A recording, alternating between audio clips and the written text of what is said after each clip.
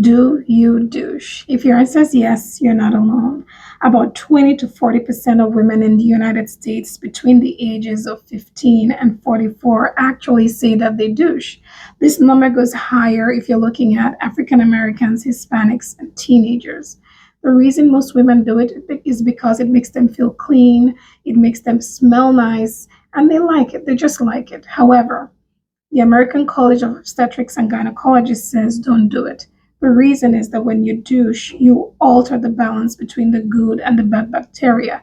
This allows the bad bacteria to grow more than the good bacteria and increases the chances of getting infections such as yeast, fungi, and so on. In addition, if you douche when you have an infection, whether you know it or not, you're going to drive this bacteria higher up your reproductive tract into the uterus, the ovaries, the fallopian tubes, and so on and so forth. If this happens, then you're going to increase your chances of getting diseases such as STIs, STDs, including HIV, PID, infertility, cervical cancer, infertility.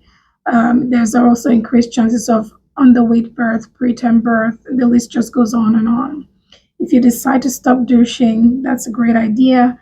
However, you want to prepare your body by taking in good bacteria. By this, I mean it's eating lots of yogurt, taking pre and probiotics. If you do all of this and you notice that you're getting a foul smell or horrible discharge or weird colored discharge, you may want to talk to your primary care physician or your obstetric gynecologist, and they will work with you to get the testing done and help you get treated for whatever infections may be brewing.